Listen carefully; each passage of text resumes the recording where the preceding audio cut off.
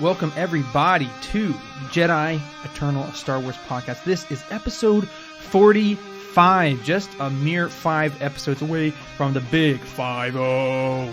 Today I'm your co-host, whatever I am, Braxton Taylor, here with Andrew, the hostess with the mostest, Boland. Wow. You know, you've heard me. Supposed to mean? Pause on it. I was going to explain it. You know, okay. I've complained many times about my chair that I have to sit in here, and you know, he has this kingly throne over here, like gaming chair. And I'm like, I was complaining about it, and you know what? This beautiful man, he let me sit in it today.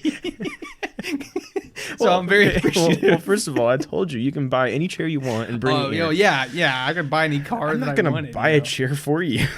No, I just expected him to have a little something more than that, but I don't know. I mean, maybe I expect too much sometimes. Well, you know, if you had paid attention, the past couple episodes, I've not even been using the chair. No, I know. The chair has sat over to the right of us. Difference is, though, I don't ever presume to take a man's throne from him. You know, so. I've been using the same kind of chair that you've been using.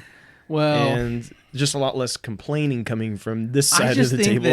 I just think that you have a different chair. Well, anyway, Andrew, how are you doing today? Yeah, I'm doing well. How are you? I'm good. That's debatable. Yeah. Anyways, no, I'm good. I'm glad to be here. It's actually super exciting. We're kind of wired up today. This is the only second episode we are back from kind of our holiday break here, so we're super excited to be back with each and every one of you. Definitely been missing it. Do want to say right off the bat here, we have done kind of a little bit of advertising, a little like boosting one of our posts for our most recent episode 44 that came out. So we had a decent, response on Facebook, but we actually had some like a really, really good response on Instagram. We had, I don't know, honestly, the internet's not great here because it's been down, so I can't look at it. But I wouldn't be surprised right now if it's sitting somewhere between like 275 and 300 likes. I might be able to tell you. Let's see. Yeah, see if you can pull it up. Yeah. Oh, we got another follow. Oh my gosh. We're at 277 likes. There you go. So. I'm saying 277 likes. That's more than we got on anything on any medium so far, which sounds really sad, but we're very, very thankful for it. So I do want to say right off the bat, if any of you are listening today on this podcast, episode 45, because you came from that ad on Instagram, first of all, welcome. We're super excited to have you here at Jedi Eternal. We love Star Wars. We love talking about Star Wars, rumors, theories, news, anything and everything in between. So if you're here because of that ad, welcome. And we would ask you if you could, after you listen to this, send us a message on Instagram or on Facebook, comment on our post when you see it, and let us know that you came because of Instagram. We just like to know, just for our own sake. Yeah, mainly because we want to make sure we didn't waste our money completely. So we have a lot of interactions on it, like 277 likes or whatever it was, and we got like a handful of followers. So first of all, thank you for those of you who are following and listening. We got actually a couple really good comments saying how enthusiastic some people were to listen. So yeah, which is always super exciting to see. Super exciting, encouraging. Thank you for that. Yeah. Last thing I want to say on that is those of you who liked and followed on Instagram, who you may not be aware, is that we do have a Facebook page, and that is kind of where our main hub is. That is where we're kind of the mass amount of our communication is, or where our posts are, our polls are, where we ask people questions and things of that nature. Instagram is a big one. We have a lot of posts on there, but it's mostly just kind of like memes and just fun stuff, like big things we want to share. But a lot of the like communication happens on Facebook. So if you could, we would love to have you over on Facebook. So yeah, and those of you that have been listening for a while now, as you may know, we post. Though every time a new episode comes out on Saturday at 2:00, we make a post about that on Facebook. Mm-hmm. We would love for you to share that post. When you see that come up, if you don't mind, just take a moment and share that to all of your family and friends, and that would do a great work for us. So. Yeah, please. No, we really do appreciate it, and we really, honestly, we talked about this a little bit for the episode, but we're just so thankful and for everybody who's liked and interacted and stuff. We just love the community that's starting to form and has been forming for a while now. Yeah. But we would love to grow it. We have a handful of people who really interact and stuff. People who we don't even know. Some we do, some we don't. And and we know there's more people out there like that are wanting to. They're just looking for the right community, and we think that we can provide that. Yeah, we hope so. Anyway, so if you would like to follow along with us and listen to our shenanigans, and also we promise we are like best friends. So all of our like faux arguing is actually probably arguing, but we do love each other. We're actually like best friends. So anyway, we're not truly best friends if you don't argue. Anyway, that's been this way since there's literally a picture of me holding Braxton when he was born. So well, we don't talk about that. So anyway. it's an adorable picture. So yeah, but literally our entire life, this friendship has been. So. Yeah. So anyway, kind of a little bit of housekeeping there for people who are maybe just coming on for the first time, because we really wanted to like kind of do this introduction because so many people were liking that post. We're like, man, like what if a bunch of people come on don't know who we are? So last but not least, one more piece of housekeeping before we move on to our main schedule is that coming up very, very soon is our 1 year anniversary. Oh yeah! Yeah, it's going to be super exciting, super awesome. I'm excited to do a 1 year anniversary. What a year it has been! What a year has been. Honestly, yeah, a lot of unexpected twists and turns, but you know what? It's been super fun to be able to be on this podcast and share these memories with you, Drew, and also, like I said, share some memories with some new people who we don't even know, and we've been meeting for the first time. So super cool. But we're gonna have our 1 year anniversary event, which we're gonna have like a big episode, just typical episode, and we're gonna do a big ranking. We're just gonna go ahead and say it. That's fine. Go ahead. Do a big ranking Star Wars episodes 1 through 9. What is our rankings of those, basically? Like, what's our favorite ones? What's our least favorite ones? And then we're also gonna have that Saturday that it releases. We're going to try our best to have a big live stream, and we're gonna be able to talk about that same topic, our most favorite Star Wars movies ranked. We're going to ask that anybody who wants to get on, you can get on with you and tell us about yours as well. Yeah. We're going to have some giveaways, possibly. I'm not going to concrete on what it's going to be quite yet, but it's going to be some exciting stuff. Yeah. And I don't want to count my eggs before they're hatched necessarily, but I do want to say, for those of you who have been asking for it, we're planning, not going to concrete it, but planning on dropping some merch. Yes. That day. Yes, that's right. So there's a lot of really awesome stuff coming. We are hoping to do this Saturday the 30th. Yes. Yes. And so that's when this is all going to go down. Our big episode where we rank the Star Wars movies. That'll be at 2:00 that Saturday. Probably we'll probably give it maybe a couple hours after that. We'll do our big live event, and just like Braxton was saying, we'll probably be playing some games, hanging out, getting some of you guys on there with us, talking to you guys. Yeah.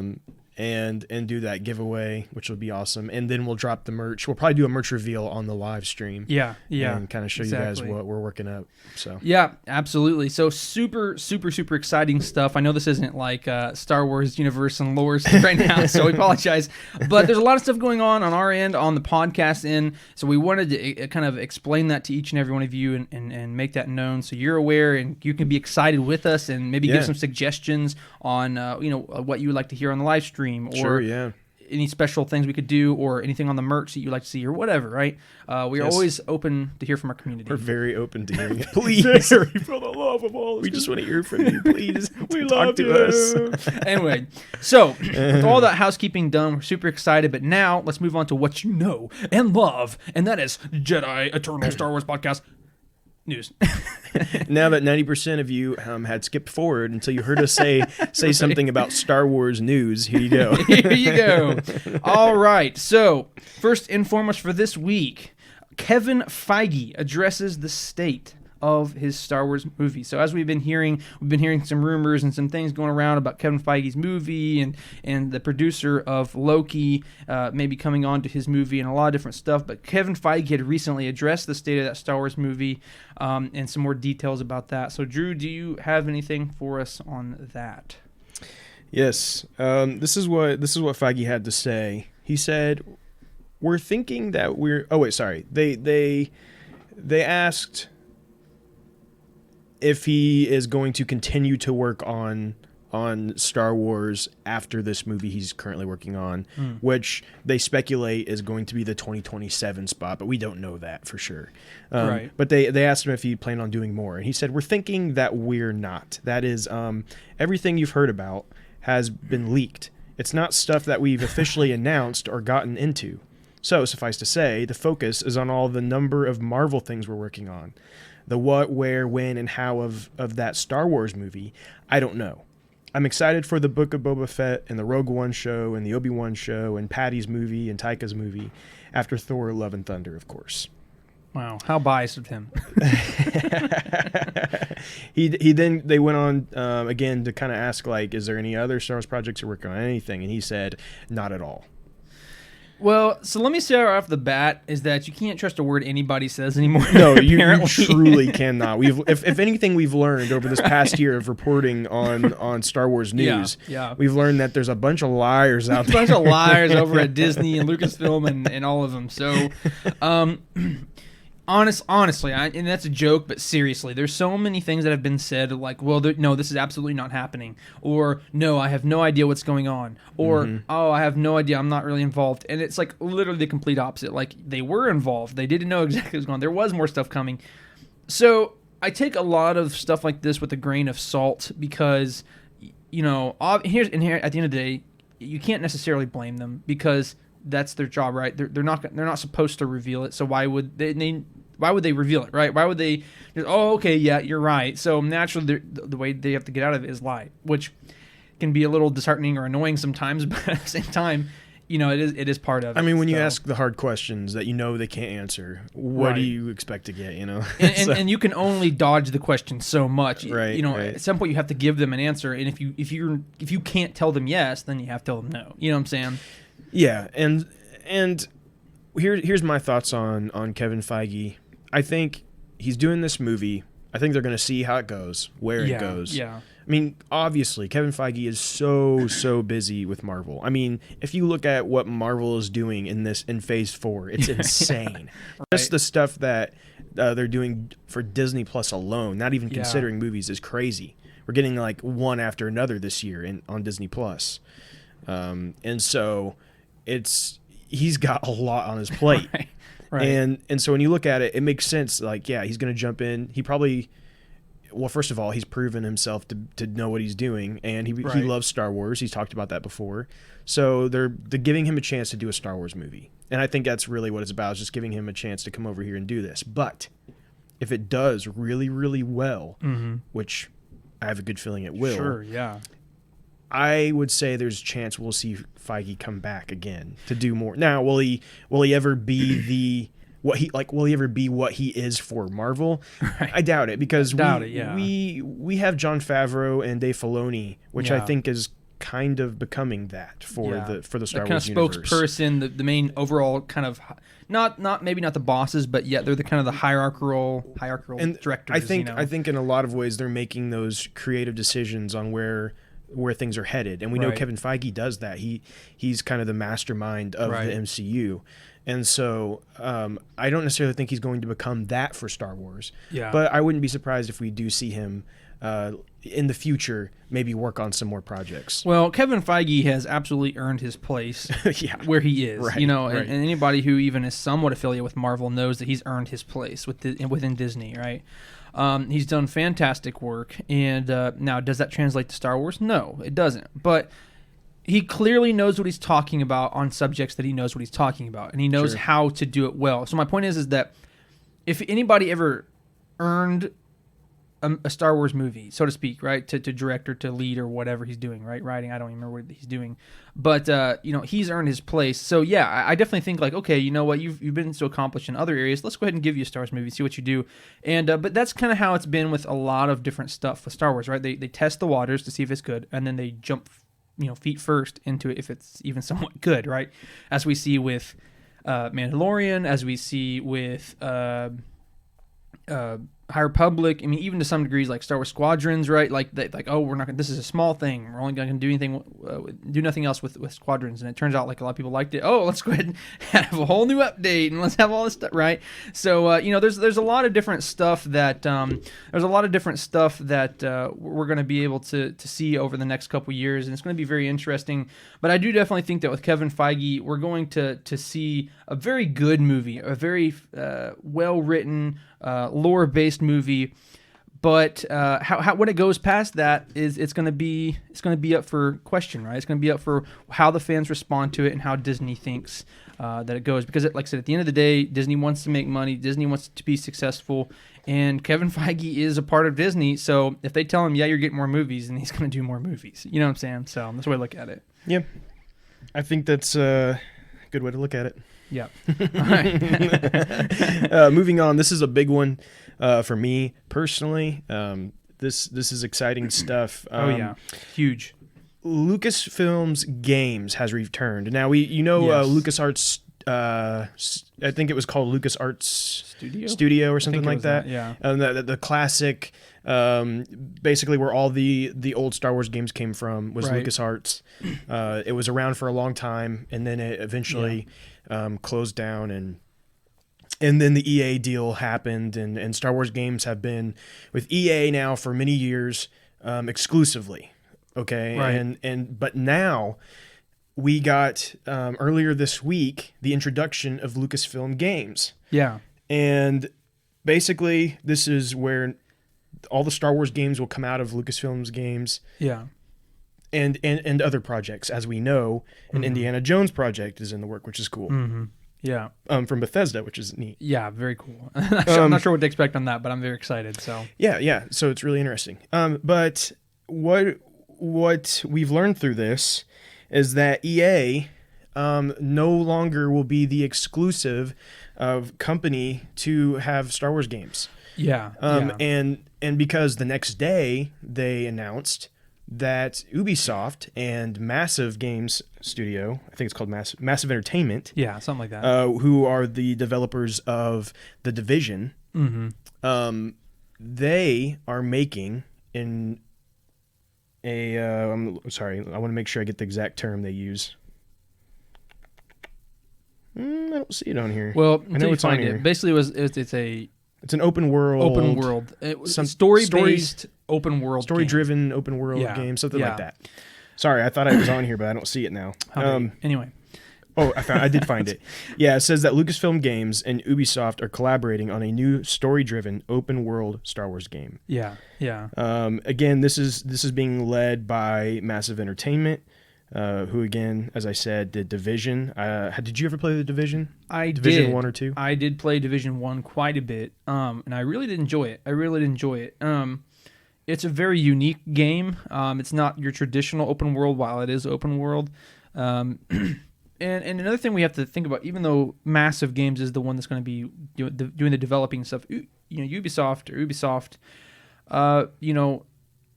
they are the overall developers and stuff of games like Assassin's Creed, which are phenomenal open world games that are traditional open world and things of that nature. So while Massive didn't really always have like a hand in Assassin's Creed and things of that nature, their parent company is Ubisoft, which is going to be able to give them some help, and fellow developing teams might be able to chip in and things of that nature. So I have high hopes for it. I know a lot of people, there are a lot of people who have their reservations with Ubisoft. But again, like I said, with it being Massive and things of that nature, I think that Massive has done a great job on Division. Now, I didn't really play the second one, so I can't speak as much to that, but I do remember a lot of good reviews coming out from that. So definitely excited to see where they go with it. But at this point, it's going to be probably decently far into the future. Yeah, I mean, and we have to be a little reserved with this because we do know there have been so many Star Wars projects that have. I mean, I can think of two big ones that were supposedly kind of maybe open world even that never came to fruition. I mean, they were there, but and talked about a lot, and then it never happened. Yeah, and so I think we have to keep our hopes limited right now until we actually start to see some real stuff from this, because again, this just being announced means it's in the early stages. Yeah, I'm I mean, sure. nothing is solid right now. Yeah, I mean, and they made a point to make like no details known. You know what I'm saying? But if you look at what massive games have been a part of, they were a part of Assassin's Creed Revelations. Mm-hmm. They weren't. I don't think they were the main developers, but they must have helped some there. Yeah. We know they worked on Far Cry 3. Yeah, which was a really good game. They worked on, of course, the Division games. That was kind of, I think, their first like really big game that they took on themselves. And now we know they're working on 2 games. They're working on an Avatar game and a Star Wars game. Yeah. So yeah, a lot of stuff. I mean, a lot of really cool stuff under development and under their belt. I mean, to me, if you look at what they've done, this could easily be a 4-player multiplayer type game where you kind of like the Division. You like teams. I kind of wonder. This, I could see this not being a Jedi game. Possible. I could see this being more focused on blasters and stuff because that's kind of what have done in the past. Yeah. But maybe they're going to step out of that and go into something a little different. And personally, I want this to be, as it says, story driven. Right. And as we all know, I don't think it's impossible, but a lot of times when you do a multiplayer game, the story driven aspect just never works out. It's usually. never It at the pans top of the echelon. It's never at the top of the list, right? It's always kind of sifted down somewhere a little bit below. Like it's there, but it's mostly focused on the interaction between players. Right. And I'm not against a good Star Wars multiplayer game. Sure. But I also want some really good story-focused Star Wars games. And that's where we're really lacking. Yeah. I was gonna say, and we have games like Battlefront 2, right? Who has had success in the later part of it, but we also have seen recently with Star Wars Jedi Fallen Order, right? Sure. That has done phenomenally well. A lot of people liked it, and I truly do think that Star Wars has seen that, and Disney has seen that, and be like, hey, we want to continue having success, and we want to continue making people happy, and if a semi-open world story-driven game like Fallen Order is going to be that, then yeah, absolutely. Now, Fallen Order is like not strictly open world, but you see what I'm saying with that. You know what I'm saying? Yeah, and some of you might be thinking, oh no, we're not going to get a sequel to Jedi Fallen Order because now Lucasfilm Games has Star Wars. Yeah. EA has already said like, hey, we're still partners with Star Wars. We're actually working on games right now, working on Star Wars games. So EA is still in the mix. And this is kind of what we had talked about recently on the podcast. Maybe a couple months ago. We talked about how we think this was going to be the best route was to get rid of this deal, because for EA to only have the rights to Star Wars games was just unrealistic, really. And there's more developers out there that can do different things, and so. But now they still get to be a part. They can still work on the games that they have built that were successful and continue those. Maybe try something new. But we can also have a developer like Massive Entertainment with Ubisoft now come up and do something completely different. And I think we're getting the best of both worlds now. So I don't think there's anything negative about this. I think this is all good news. 100%. I'm on the exact same page as you. I think this is fantastic news all around. And two things I'll say to that is, first of all, I love the idea that everything's brought back home, right? Yeah. Let's use that. Let me rephrase that. Over the past couple of years, everything has been under the banner of EA, and so now Star Wars Games is now under Star Wars Games, right? It's like that. That's what this is about. Lucasfilm Games, I guess, is the proper title, but it's now like everything's under the banner of Lucasfilm Games, and then other companies will be under that banner. You know what I'm saying? Now it's not just EA.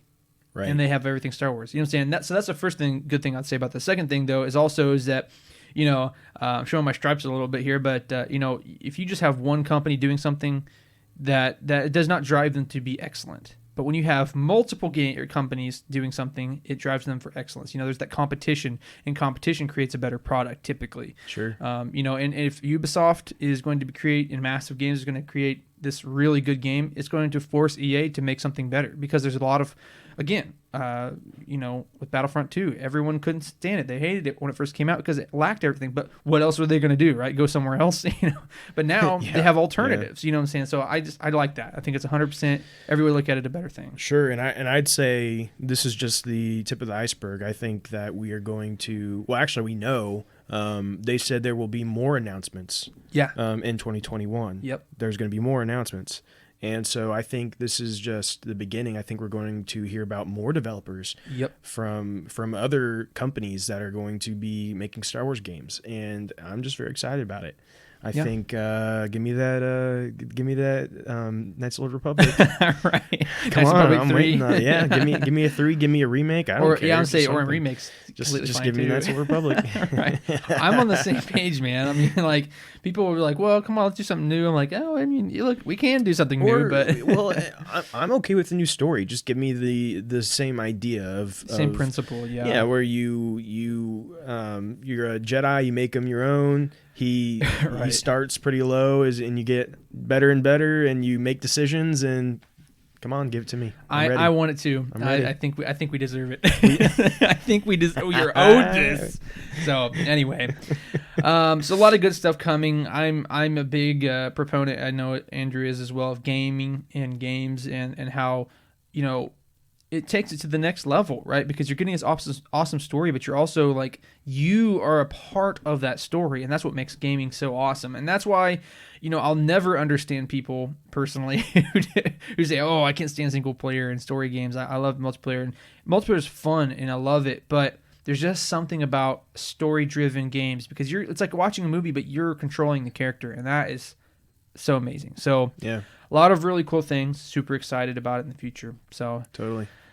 Let's go ahead and move on to our next news piece then. And that is Liam Neeson. The legend himself says that he would be up for being in the Kenobi series. So obviously Liam Neeson has played Qui-Gon Jinn in Phantom Menace and kind of reprised that role in a couple different things, like some of the animated shows and movies and stuff like that. Fantastic character, love him, and so for him to say that he would be up for being in the Kenobi series, that just makes me happy. We know that originally, of course, in Episode 3, Revenge of the Sith, we know that Yoda talks to Kenobi, right, Obi-Wan, and tells him that he has to go to Tatooine to learn from Qui-Gon right through the Force. So we know that there has to be something there. So if Liam Neeson's not in it, I'd be a little bit the lore is set up already for all of it. It's set up to he while he's protecting Luke on Tatooine, he has training with Qui-Gon. We already know that. Yeah. So if they make this stinking show and Liam Neeson is saying he is up for it and they do not have Qui-Gon in this, I'm going to be disappointed. That would be an absolute tragedy. Well, I mean, it's such a missed opportunity too. I mean, because like I said, Qui-Gon was one of my favorite characters. One of my favorite characters. Well, and here's the thing. As far as we know, this Kenobi series is a one and done thing. Sure. Right? Yeah. As far as we know. So, after this, if we do not get anything we don't get in this, we may never see. Because this is probably going to be the last thing we get of Ewan McGregor as Obi-Wan. Yeah, well, basically, except for maybe like he might return as a Force ghost at some point in like a future. I mean, they could do something like that. But a story about Obi-Wan Kenobi. This is really probably one of the last times we're going to get that. And basically, what to echo what you said, any expectation that is unmet will stay unmet. Right? Anything that could have been in there and doesn't come will never be realized. So I mean, it only makes sense, first of all, according to the lore that we see Qui-Gon, and no one needs to be playing Qui-Gon other than Liam Neeson, right? Because that's who it is, and it would be a great missed opportunity. So it needs to happen. It needs to happen. And so he was being interviewed by Collider when all this went down, and they asked if he'd be willing to return the role, and his exact words were, "Sure, I'd be up for that." Yeah. Oh yeah. And then what's really funny is they were talking to him about the Star Wars movies and things, and he went on to say that he felt like Star Wars was kind of drifting away. and they said, well, actually, no, like Star Wars is really big right now. It has spin-offs and all this stuff. And he was like, oh, really? Like he didn't didn't even know. He didn't know. And and his words were, I'll be honest with you, I haven't heard that at all. and here's the thing. Like I said, it could be one of those two things, right? Like Liam, he's a big actor, right? He just has a new movie. I think it's called The Marksman or whatever that's about to come out. So he's doing stuff. So I mean, sure, he may not be super interested in it in terms of like keeping up with the lore and all this like that. So he may not know. Yeah. Or it's like a Ewan McGregor situation where he's known for years. Or he's already scheduled to be in Kenobi. He's already there. Well, I mean, because this is the way I look at it. I mean, yeah, it could happen throughout the entire series, but I think that if we were to see Liam Neeson as Qui-Gon, I would say that we probably see him like in the first 1 or 2 episodes, right? Because it's right, yeah. Because you assume he'd be probably towards the beginning before everything starts to happen. So, like I said, could it be that he's truly unaware? Yes, but I don't know. With everything that's been going on and stuff with people, and you know, we know the production of Kenobi has started. Oh yeah. Now that doesn't mean that they're on set, of course. Right. But we know that things are beginning to start. So like, there's a good chance that script is, if Qui-Gon's in it, it's already, you know, it's already set in stone. I will say, on a complete side note, I did see like some video on YouTube or as a TikTok or something where somebody was like hiking and they saw the Kenobi set. Wherever it was filming, I don't even remember. And there was like gates and stuff like that, and they like was seeing through like one of the links in the gate, and it had like what looked to be like Tatooine. And because if you remember, I don't know if I think I sent this to you a long time ago, but before season 2 came out for Mandalorian, someone also like was out in California and said that they think that they're filming Mandalorian, and they filmed it, and it ended up being the Boba Fett scene where they're in the rocks and stuff like that. Jason Ward. He goes out there and takes pictures. We've looked at those before. Yeah, and, yeah. He'll go out there and like get on like a high mountain and start taking pictures. It's kind of illegal, but I don't know. I figure that's illegal, but he like gets away with it. Trespassing or something. I don't know. But yeah. I thought you were going to say when you said you saw a video and they looked through, and I thought you were going to say that evil clone Yoda was that there. Is, you know, I thought that was where you're didn't going want to with scare anybody, but that is actually what I was going to say. You know, I mean, obviously they gotta start getting evil clone Yoda in somewhere. So gotta put him in somewhere. It's gonna start with the Kenobi series to lead into the Rey series. You know, right? Yeah. Well, that's the point. They got to start off somewhere, and then that's kind of creating the lower seeds for the So that makes a lot of sense. It makes complete sense to me. So, but yeah, Liam Neeson, he is you know, like a lot of actors. You know, just because they're in something does not mean they're fans of it. And, sure, yeah. And I know that's hard for us to take sometimes because we want them all to like love it with a passion, right? Right. Like they want to be that character, you know. But you know, a lot of times that is just not the case. And I would say with someone like Liam Neeson, he probably just doesn't really pay much attention to Star Wars. And it could be. It could be that. Or he's a total liar. And that they're actors, so they're good at it. And we've called out some of these other liars on this show before. Yes, so we have experience with spotting liars. We're coming for you. All right, so anyway, that's going to conclude our news for this week, and we're going to go ahead into our rumors. So our very first rumor for this week is Star Wars Rebels sequel. And we have talked about that quite a bit in rumors before, and that it might be coming and all this stuff. But according to this rumor, Star Wars Rebels sequel is reportedly scrapped in favor of Dawson's Ahsoka show. So that's very interesting, and there's another part to that to some degree, but let's talk about the first part right now. Go ahead. I know you have to say. There is a lot to unpack here. Let's just go ahead and talk about what the source is from here. The source is from Kessel Run's Transmissions. Now, they've given some solid information. They clearly have a source. They have somebody.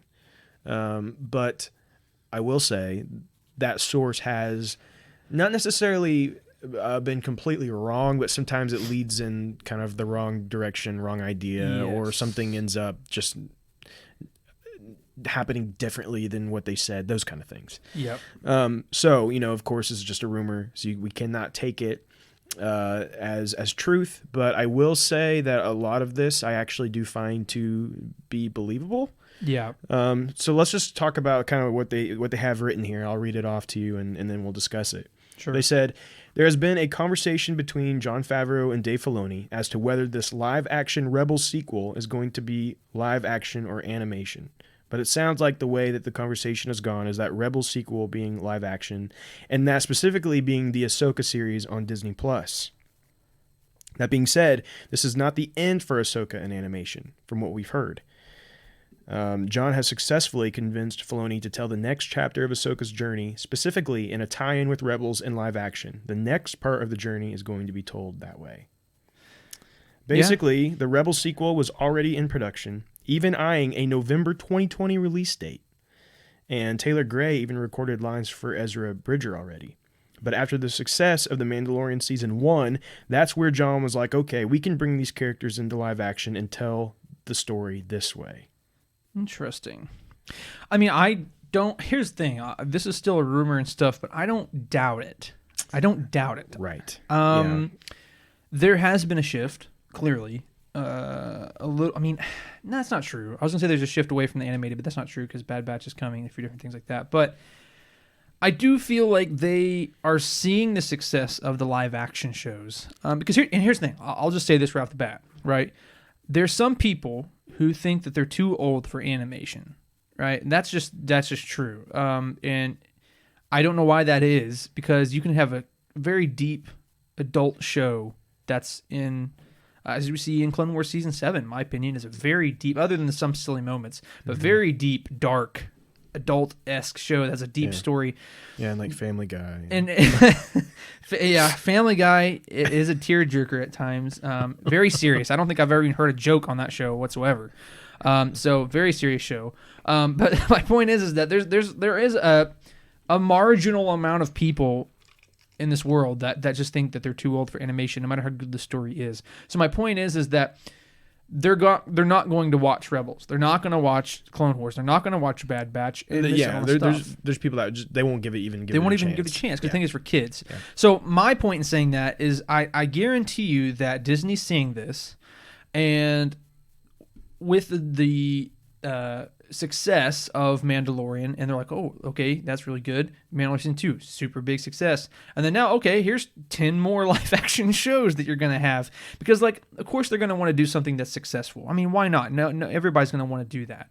So, if they already have an Ahsoka-based show, and they've already, in Mandalorian Season 2, have dropped Thrawn, again, with all of these kind of puzzle pieces connecting together, I could see that the resolution of the Rebel storyline would happen in the Ahsoka show. I mean, I'm not saying that's what it is, but I could see that happening. What do you think? You are on the same line with that? Yeah, I think with the success of The Mandalorian and they brought Ahsoka in, I think they said, hey, you know what? This story can be told in live action, and we'll get a bigger audience because of it. So let's tell this chapter of Ahsoka's story in live action, include some of the other shows, make it a big event, and I think that's what they're doing. So with that being said, I don't think we're getting a Rebel sequel animated show anymore. And we had been discussing this. I actually, funny enough, I went back and listened to like a little bit of our first couple episodes just to see what we were talking about. Because I don't remember. Yeah, and anyways, there's the second episode, and we were talking about the rumored Rebels sequel, and we were talking about that, and so here we are, almost a year later, and we still have never seen anything about it, and now we've gotten Ahsoka in live action, and we know there's an Ahsoka series, and we've been wondering, well, how does this Rebel sequel still fit in with all this? Right, where would it fit in? It just doesn't really make sense to have this Ahsoka show and a Rebels animated show now. And I think this is the answer. They've decided to not do it. I will say, for those of you who love Ashley and who love the animated shows, I think there's still hope here, because as we have seen, they mention that this live action for this chapter of her story, for this part of it, So to me, that tells me that we're gonna get Ahsoka in live action for a while, but I think they still want to end her story in animation. Yeah, I mean, it's definitely possible. It's definitely possible. I think somewhere down the road we will get another show with Ahsoka, kind of finalizing her story, and I think it has to be done in animation. Well, I mean, it started in animation. Why not end it in animation? You know, yeah, I'm on the same page as you for sure. Yeah, so I mean, we'll see as time goes on, but I think that's kind of where we're headed with it. Yeah. So on that same page, there was also some rumors on the plot details of Ahsoka's series. Right, and of course, this is kind of exactly what we're saying here. The plot details are this: the plot of Ahsoka is the search for Ezra Bridger, and Thrawn. The Ahsoka series is literally taking the scripts from the Rebels sequel into her series. And it says we're going to be seeing Sabine in live action. She's going to be co-starring alongside Ahsoka. Originally, the Rebels sequel was going to be starring Ahsoka and Sabine, so it makes sense that the Ahsoka series would be the same thing. The Ahsoka series will lead into spin-offs like an Ezra and Thrawn show. Ahsoka will be the story that the successor was supposed to be. Yeah, I mean, it's definitely plausible to me. It's definitely plausible again, to me. all that's plausible, except I find it a little weird. Why would we get an Ezra and Thrawn show? Yeah, I mean, I guess maybe weird. If it's telling like what happened before whatever we see in Ahsoka. Yeah. Unless Ahsoka doesn't get to Ezra and Thrawn, but what would be the purpose of an entire show and she never gets to them? Especially if that's the story, right? I think we're going to see Thrawn and Ezra both in the Ahsoka show now, for sure.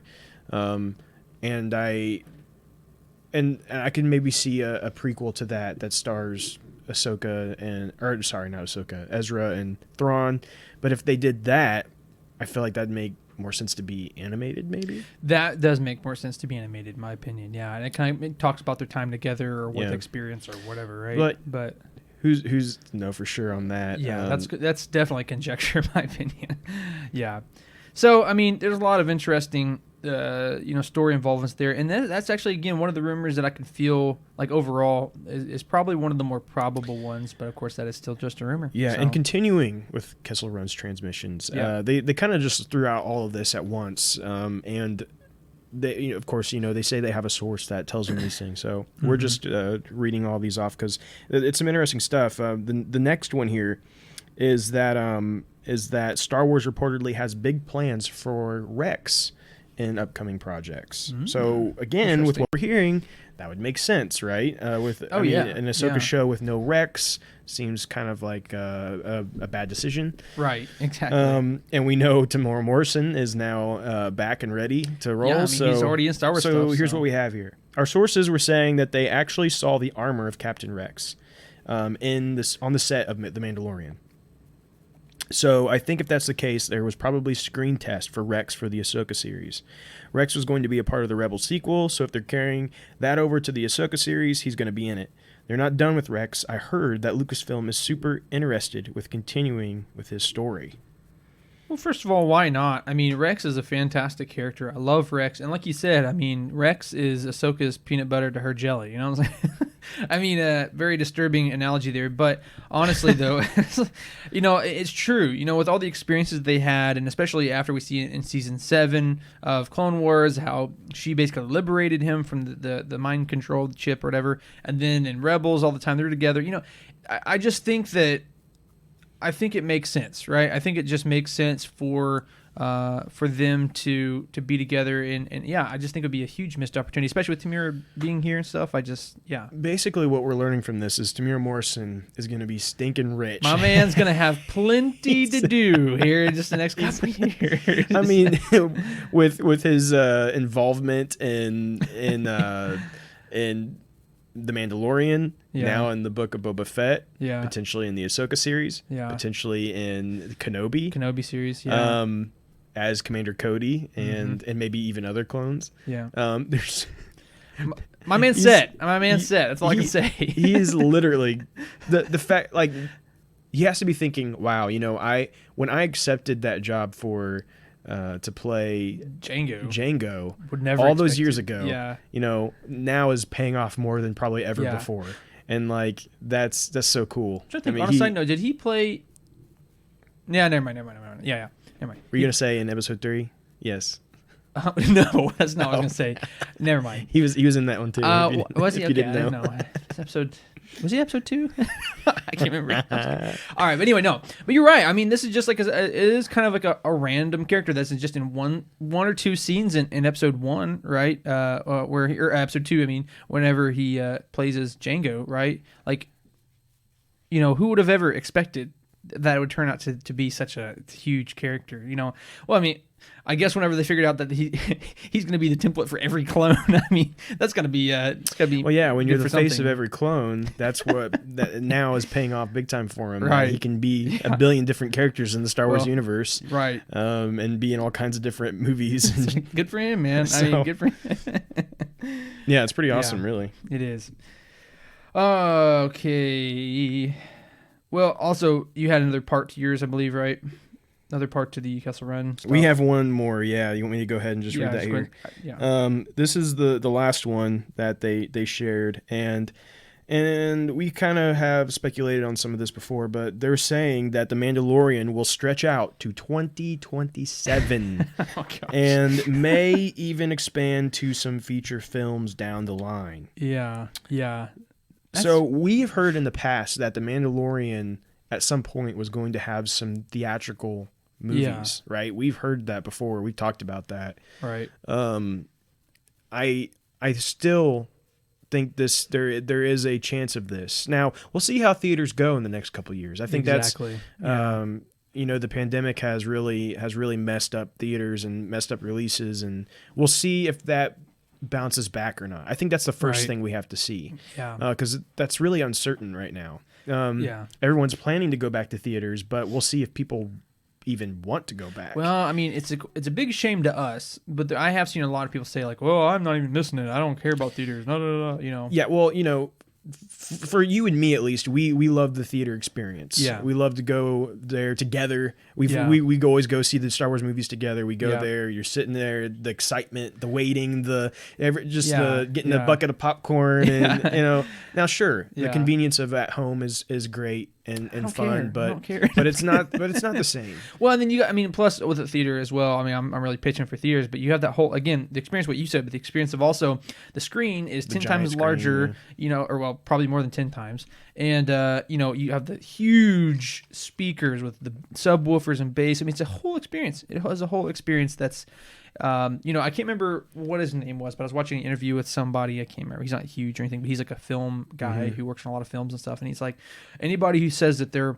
truly experiencing a film on their telephone is stupid. And well, he said a lot of other expletives that I can't say, but he says basically you're stupid and ignorant because, you know, you're not experiencing this film on a phone. Yeah, no, I agree with that 100%. It's so different when you watch something on your phone. Now, I will say my setup in my living room with my TV and sound system is pretty good. So like, I think I get some of that theater experience through it because the sound and stuff's pretty good. But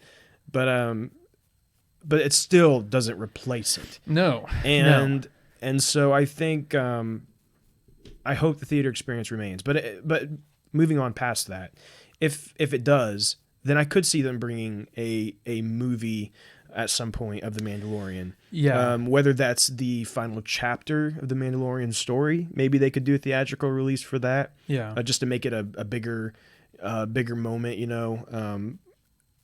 I don't know. I think that I feel like they may have to kind of play around with that with something else first, because I think it's a big risk to take something that is so popular on a streaming service, right, and then all of a sudden make part of that story you have to go to a theater to watch it. Yeah. And I think that could be a big risk for them to take, because you might lose a portion of that audience who's like, I'm not going to go watch it in theater, so I just don't know what happens, you know, type deal. Yeah, exactly. And there's a whole chunk of that story then you won't have. And you know, and it's kind of like transplanting, you know, a palm tree to a desert. You know, and I'm not saying that it could, you know, Mandalorian couldn't go over there, but it's like taking something that's innately to a different ecosystem and trying to transplant it somewhere else because you think it might do well, and it may not, right? It may not survive. You know, I definitely agree with you on that. And you know, yeah, so again, like I don't know how it would work necessarily. Yeah. But I think maybe one of the best ways would be to do kind of what they've been talking about. They're doing all these shows that connect, and then maybe their big event of all these shows colliding, their Avengers, let's say, is a movie, a theatrical movie.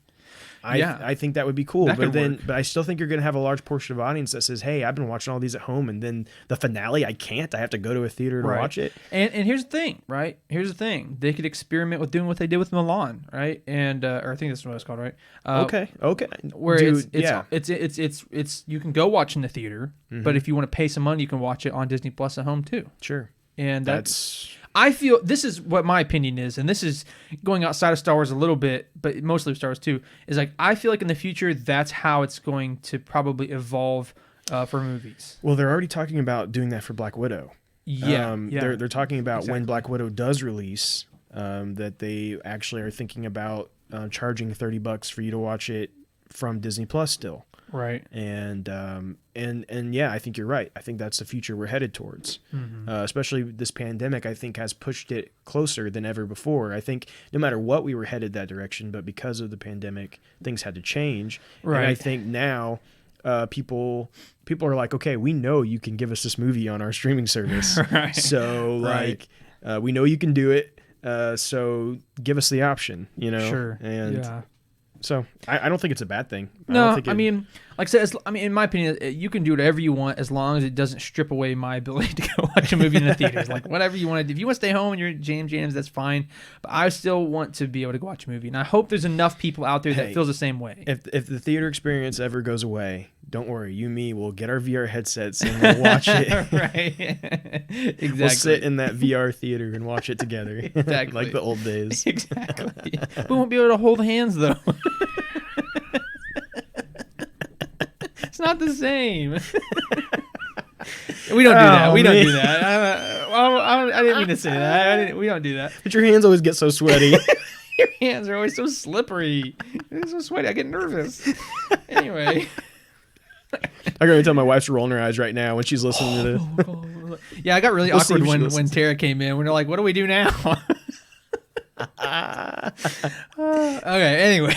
It's like, now both my hands are busy. I can't eat my popcorn. I can't eat my popcorn anymore. I have to peck at it like a chicken. No, it's embarrassing. It's humiliating.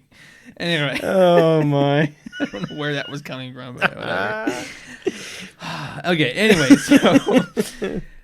second to last rumor for this week is, we had talked about EA and some of the games that are going on and things of that nature, and how we're going to start moving away from EA. Not necessarily that we're going to be, not necessarily that they're going to not make any anymore, but we're going to start going to Ubisoft and a couple of different other companies. They're going to start making and developing stuff. But as Drew said, EA has said that they are already working on some stuff. Right? We don't know what that is, but there is a rumor that there is apparently some new evidence that there is going to be a sequel to Battlefront 2, which is pretty interesting. Yeah, so it was a guy on Reddit, nice. Potato Slayer 2. Oh, well, I've heard about him before. He discovered that multiple members of the Star Wars Battlefront 2 cast have been like taking pictures and videos of them in motion capture shots, voice recording, doing different things. And that includes Iden, the actress for Iden Versio, which is Janina, Anthony Scorti, which is Garrett Versio, and Dell. All three of those. And so they're saying like something appears to be in the works. Right. If all three of them are doing something at the same time, that really seems to imply that there's a good chance this could be some kind of future story for those characters from Battlefront 2. Doesn't necessarily mean it's Battlefront 3. Right. But it means something. I was saying, now this is a true honest to goodness rumor right here. Like there's not like very much information. It's just a speculation of one guy saying like these 3 people who happen to work on the same project were doing something at the same time. Something. So that's like, this is like an honest to goodness rumor here. But yeah, I mean, and when we say, and we had this conversation a little before because I was a little confused as well. I want to clarify so for somebody else who might be confused. When we say sequel to Battlefront 2, right, it could be just a continuation of the Battlefront 2 story, or some kind of variation of that story with those characters. So like I said, it may not inherently be Battlefront 3, but it could be like a Battlefront 2 the rise of something, right? Another addition to. So kind of like, it's not the same exact thing, but like Halo to Halo 3 ODST, where it's like an addition to that title. So right, it seems to imply that Iden Versio and her little crew are coming back for something, right? It seems to imply that based off of the posts that each person have been posting, along with some of the things they have said, such as like Scordy also thanked Ramini in a tweet along with a clip from the Battlefront 2 campaign in which Ramini stated they can't reveal what they'd been working on. Little things like that, right? They seem to be hinting that their characters are returning in some way. So it's just a matter of waiting to see what that is. And we know EA is working on more games. That is true. So it could be possible. So those of you who like Battlefront 2, something to be excited about if it might be possible. Yeah. So moving on to our last rumor, Kevin Kiner has confirmed. Oh, sorry, this has changed. It is now. This is actually news now. This isn't a rumor. Kevin Kiner has confirmed he is returning to score Star Wars: The Bad Batch. So earlier this was a rumor, but it has now changed to being confirmed. Anyway. Way to keep up with it. Basically, StarWarsNewsNet.com had reached out and asked, and I hadn't seen this yet, but they did come back and confirm that he is scoring the Bad Batch. To those of you who don't know who he is the one who also did Clone Wars. Mm-hmm. So did a good job on that too. He scored all of the Clone Wars and all 4 seasons of Rebels. So I think of course that makes perfect sense for him to come back for this. Why not? Yeah, absolutely. Just to bring some more familiarity to the show. I think it makes perfect sense. I agree. That's all I gotta say about that. I mean, that's good news. Yeah, great news. But jumping into releases, again, releases continue to be kind of slow right now. Yep. But we do have a couple of comic book releases for you coming out on Wednesday. We have Dr. Aphra issue 7. And we have Star Wars Adventures Smuggler's Run 2. So both of those coming out the 20th. That's a Wednesday. Check those out. Very cool, very cool. Okay, so we're coming to our Q&A segment where every week we go to Facebook and sometimes Instagram, like I did this time, asking you all to ask us questions, bring up topics, and more. So we try to do our best to pick 3 of these questions and topics a week, and then if there's ever more, we're going to kind of push those into a queue that will be answered for the first time next week. So just kind of give a little update. I'm sure most of you know that, but if there's anybody new this week, I just wanted to give that little bit of an update there. So as we well know, very thankful for it, but Alex Mason asked quite a few questions last week, which kind of came in clutch. So we're kind of going to answer 2 of his and then go on. Probably answer 2 of his like each week. So we appreciate it. But so the first one Alex asked is, do you think that the book of Boba Fett will be the conclusion of Boba Fett? So that's a very good question. And I think one question that a lot of people are asking right now, that people are kind of wondering about, kind of worried about, and for me, I will say it's hard to say at this point, but tentatively, my opinion is that yes, this is the kind of the big finale for Boba Fett. Like after all this time, Boba Fett was supposed to be this awesome bounty hunter, blah blah blah, but then he just gets knocked in the back into a Sarlacc pit and dies. Right? That was so very lackluster for a lot of fans who really liked him. So now they brought him back. Right? He is kick butt as ever, and now he's going to get kind of his final show, like his own show, where he's going to get to become like the boss over the galaxy now, the big Jabba that maybe he's a little more just than Jabba, but he's going to be kind of the crime boss or whatever. And, he's going to finish that story up and he's going to be successful and everybody lived happily ever after. So that, I mean, I'm not saying that's what it's going to be, but I could see that happening. Drew, what do you think? Do you think the Book of Boba Fett will be the end of Boba Fett? So this is one of those rare times where I completely disagree with you. Really? Okay. I know a lot of times we seem to be on the same page most of the time, but no, I think this is just the beginning. Interesting. Yeah, Interesting. I think this is just the beginning for what we're going to see from Boba Fett.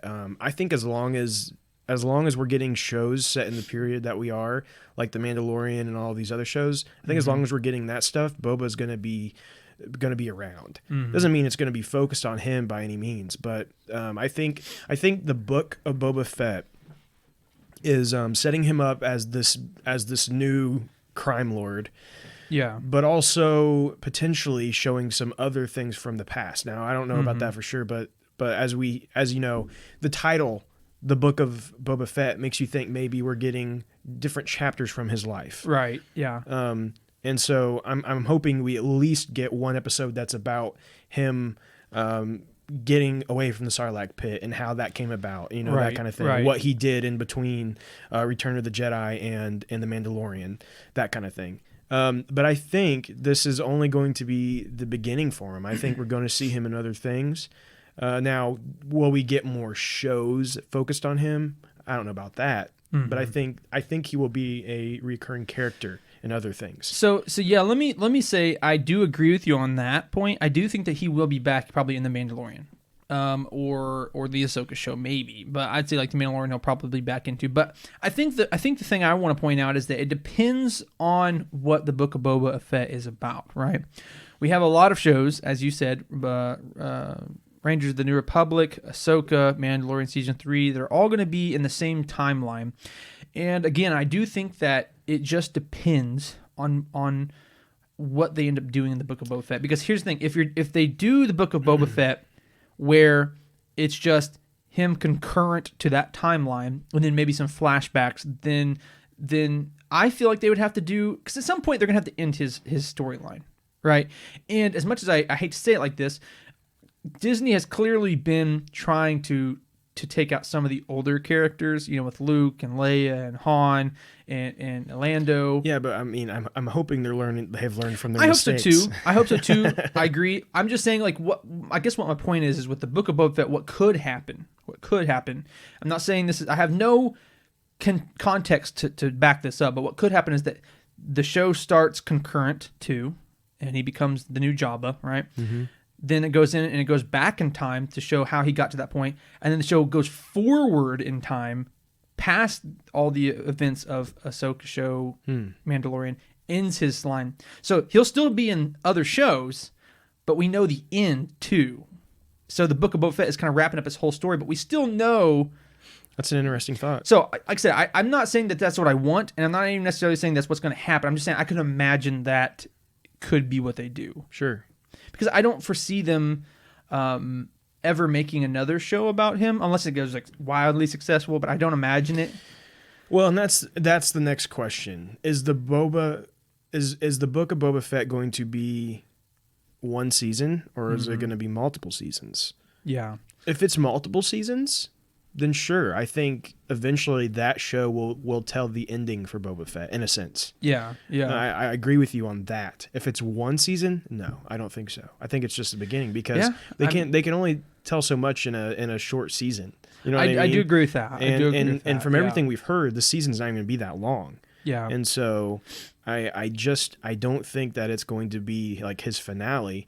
And something to think about is when they talked about these shows, you have to remember they did say that the next chapter is starting in December 2021. True. Which is the Book of Boba Fett. And if that's the next chapter in this story that's going to end up ending with this big event, means that Boba Fett has something to do with this upcoming big event at some point. Right. No, I do agree. I do think he will be in the big event. I completely agree with that. I'm just saying it's possible that the story will go somewhere into the future and end it. So, again, I have no context in saying that. I really don't know. I just don't imagine them ever leaving his story kind of hanging. You know what I'm saying? Like, there's no ending to his story. Now, that might come much later. I guess the point is that there's not enough details right now for me personally to say whether it'll be the end or not. I guess I don't know. I guess I'm just leaning on, it depends on if it's one season or more seasons. If it's one season, I don't think it's the ending. Yeah. If this is a show that spans multiple seasons and ends sometime in the future, then sure, I think they could end it at some point that way. Which I'll agree. I will say that Boba Fett is it sometimes feels like he's too big of a character to just bring him back and then kill him off.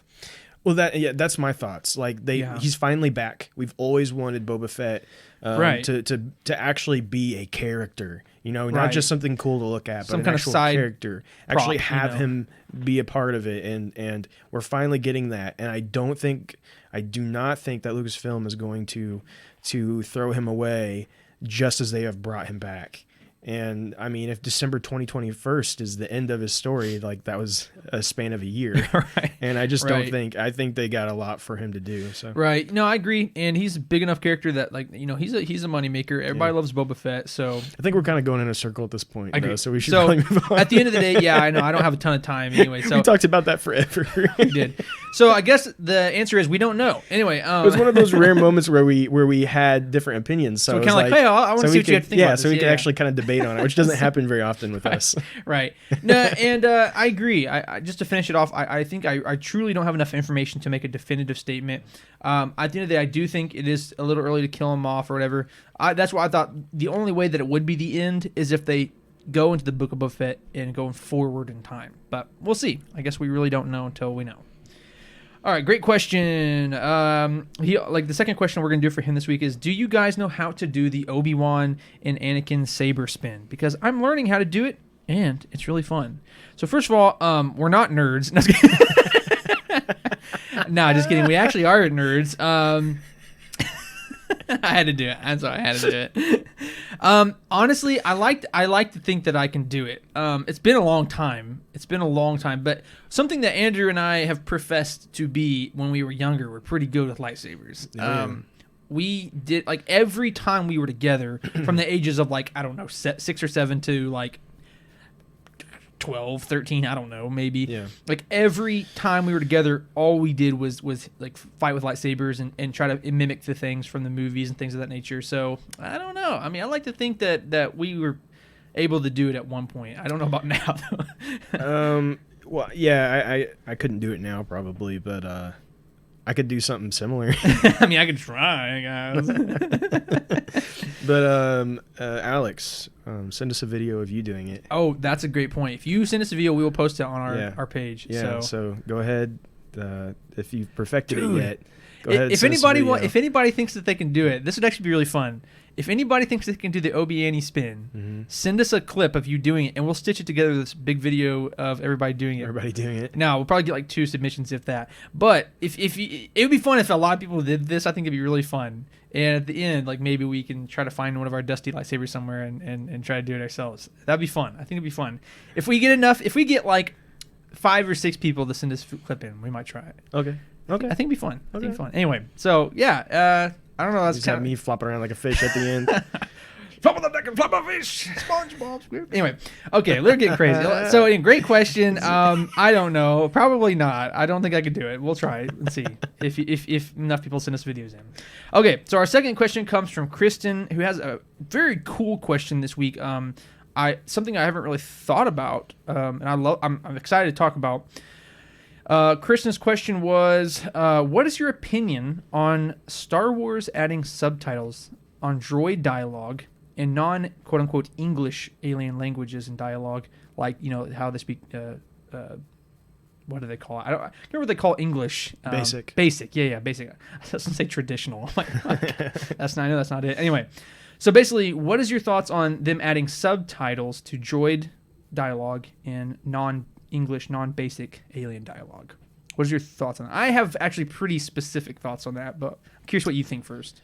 Well, as we know, Star Wars has been they've kind of flip-flopped back and forth on aliens dialogue. Sometimes there is, sometimes there's not. Right. There just seems to be no real rhyme or reason to when you get subtitles for aliens.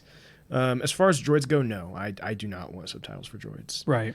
I think there's something special about like R2D2 just whistling, and when it's super important, somebody will kind of like repeat it back. It's just Like, part wait, of the. did you just say? It's just kind of part of the Very magic, convenient. right? Yeah, like, yeah. I love that. I don't need it to be subtitled. With the aliens, I kind of wish. I think I do kind of wish that like they would all just be subtitled. Mm-hmm. If they're going to, if some of them are going to have subtitles, why not just all of them? Mm-hmm. And so, I do, because here's my thing. I would much rather that than every alien speak basic. Mm-hmm. And, I agree.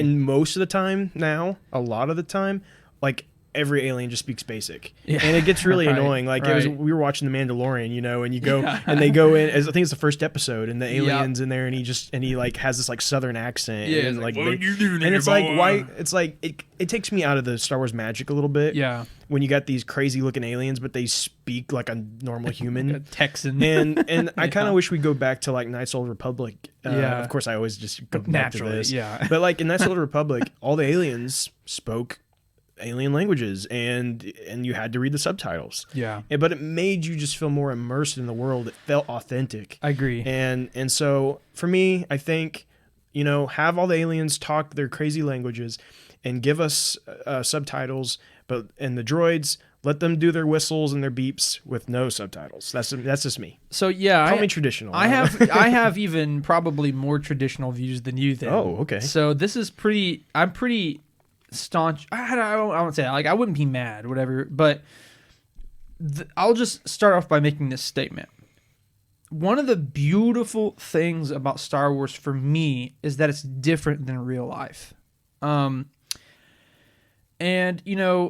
people are like, well, why do you need an escape from reality? Well, we all love to have that little bit of an escape from reality, and that's the beauty of any fictional source of entertainment. You know, specifically Star Wars for me and Andrew, right? It's kind of like that little bit of escape. It takes us somewhere we've never been or we've never seen. So my point is that one of the beautiful things about Star Wars specifically, though, is the mystery of Star Wars.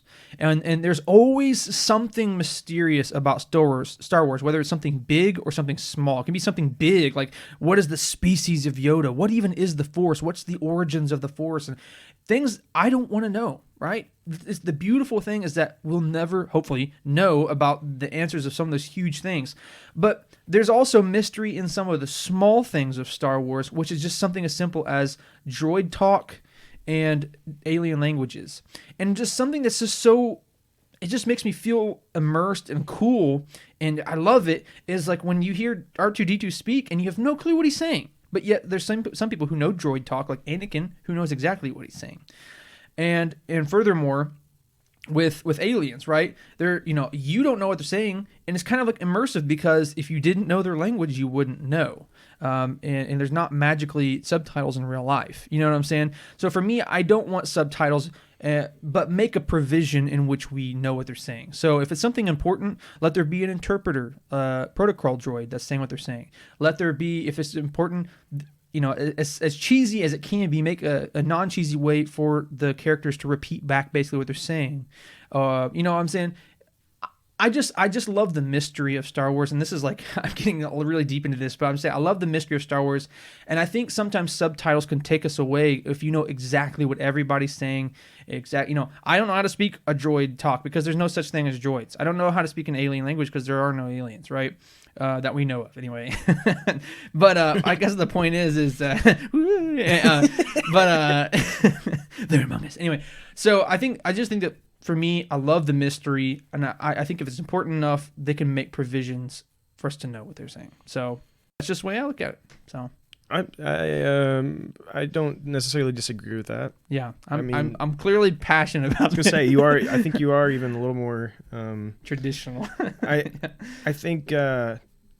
I'm fine with aliens having subtitles, but yeah, I see your point too. And here's the thing. If it comes down to it, or it's a heavy dialogue between you and a character, like in a game or something like that, then yes, you have to have Well, yeah, I mean, if it's in there going, ooh, God, doo, wah, and for you're like a long time. for like 10 minutes straight, you're like, you're having like dialogue choices and stuff. You're like, yeah, you have to have that. But in a show or a movie where you just, they have a quick conversation, then make those provisions for us. So anyway.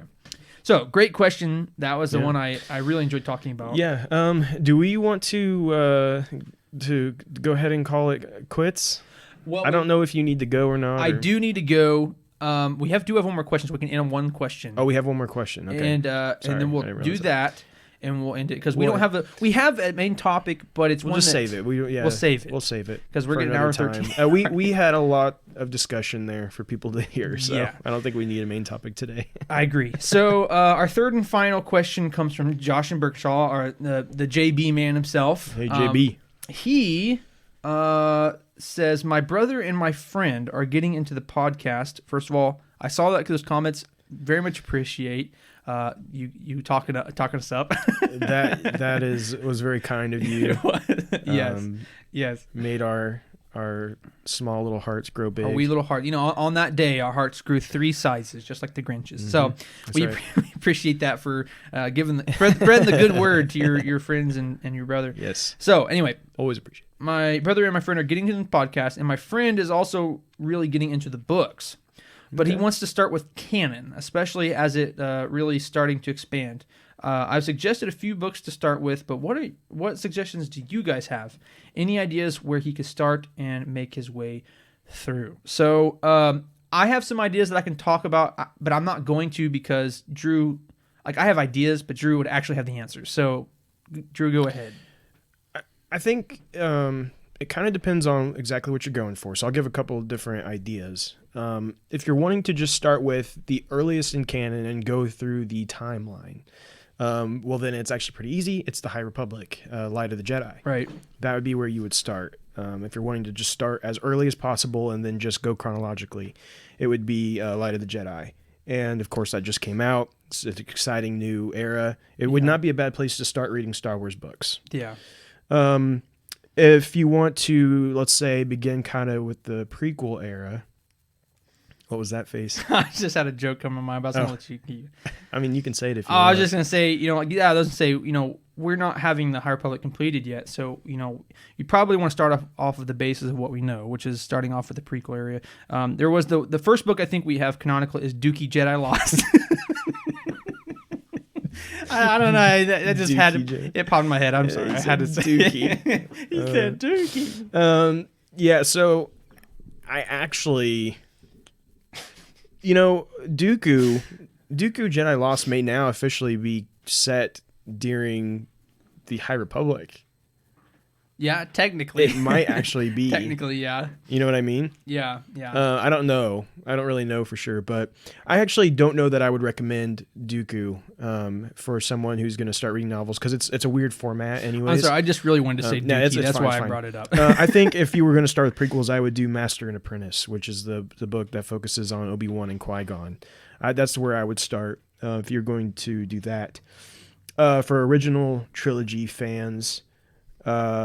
honestly, probably like Star Wars from a certain point of view would be a great one. Yeah. Just that has a ton of short stories about A New Hope, just to get you interested. And then from there, you can kind of just go through the timeline, like with Heir to the Jedi, which is about Luke Skywalker, right after A New Hope. And then, for someone who's more interested in like the sequel trilogy or the events that lead up to the sequel trilogy, stuff like that, the Aftermath trilogy would be an interesting place to start. Start with the Aftermath trilogy, which then kind of leads into where we're at with like the Mandalorian, stuff like that, of course, and then it goes into all of those sequel trilogy books like Bloodline, which is a great one. If you're not concerned about starting at any kind of chronological spot, one of my big recommendations would actually be Lost Stars. It's a great book by Claudia Gray that is set actually it kind of spans through a larger amount of time, and you see some different events throughout Star Wars from a different perspective. And so that would be a great one. It's easy to read because it's a young adult novel, so it's super easy to read. So maybe for someone who's not super into reading, it's still like something you can consume fairly well and not have to struggle through. So I highly recommend that one.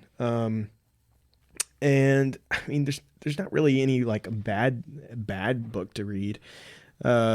Another one, easy one that's really interesting if like they're a Clone Wars fan or something. Dark Disciple is a good one to start with. And I would definitely recommend like the Aftermath trilogy for those that are interested in like where things are headed. Right. I think that has a lot to play with in there. So yeah, I think I named off quite a few there that you could consider. Yeah. I'm trying to think if there's any other. Of course, there's also like the novelizations. Sure. There's novelizations of every movie that has came out since Disney has had Star Wars, and of course, there's the old school novelizations as well from back a long time ago. Yeah. Of the original trilogy and prequels. If that could be something that would be interesting to read too. They always have a little extra information in there. But if I were to choose just anything, for someone starting, I'd say go with the High Republic. It's a fresh, new thing. Yeah. Everybody's going to be reading it right now. Everyone's going to be talking about it. A lot of good conversation. Yeah. Lots of conversations can be had with friends.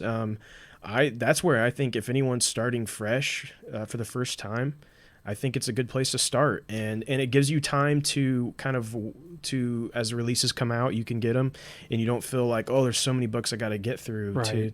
You'll be on the same page as all the rest of us. Exactly. We're waiting one book at a time for this. Let me inject here for just 2 seconds because I wanted to update this, but I never knew where to put it, so this is as good a time as any.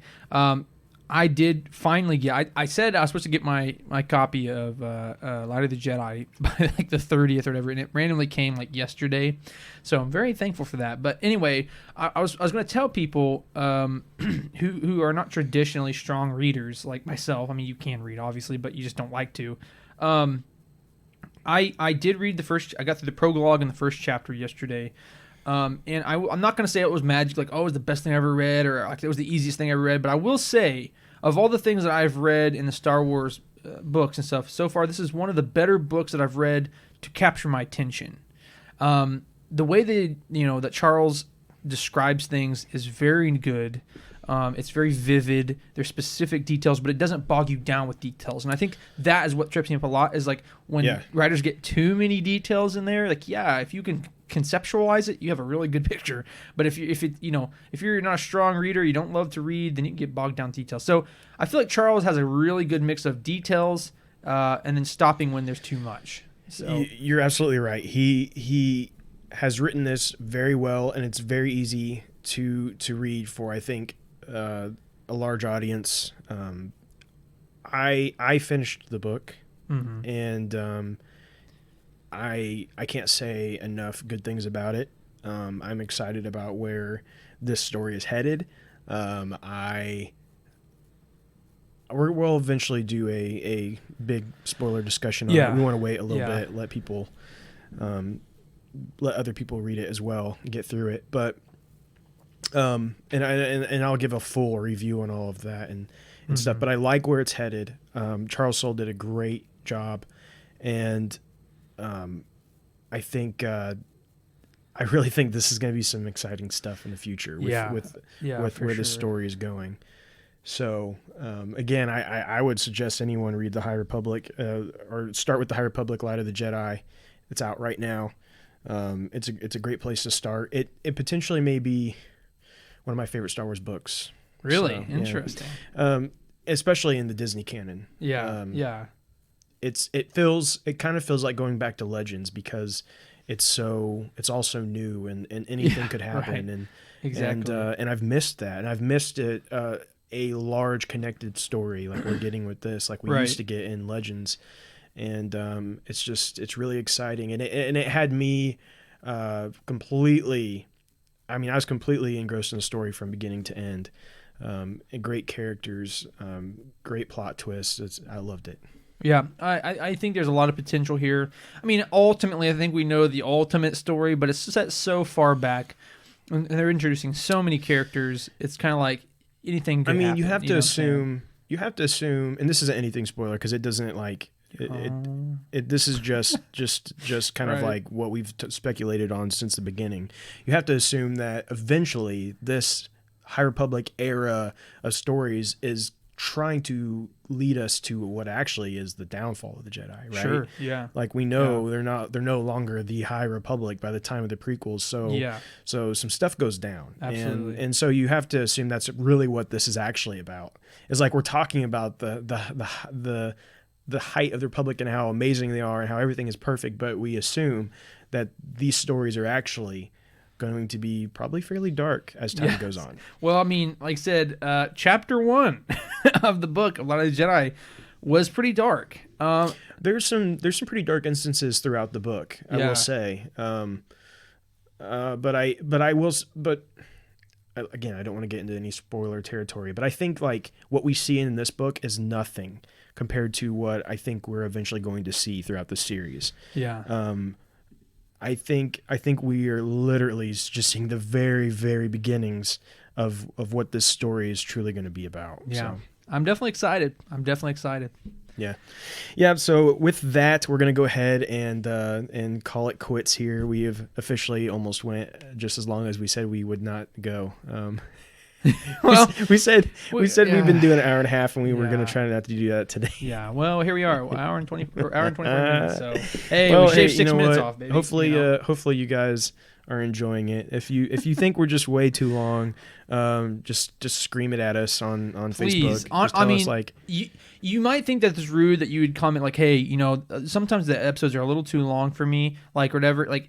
That's not mean. We really want to know. Yeah, we really want to know. Everyone encourages us to go longer. From the people we actually talk to about it, but except my wife, who tells me that she has to listen in short spans of time, like periods, because she can't get through it. There's some people. See, some people are with podcasts like I am with reading, right? Sometimes it doesn't hold your attention as much as you'd want it to, and that's fine because everybody's different. But we want to know what is best for everybody. So we've only gotten like 3 opinions, and all 3 of them said to go long.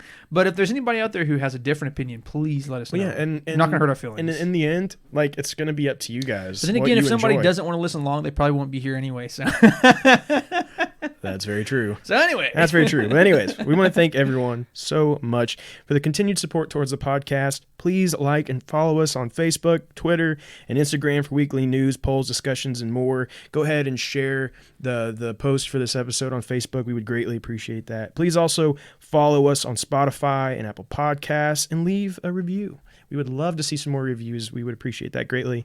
But we thank you for listening, and join us next week for episode 46.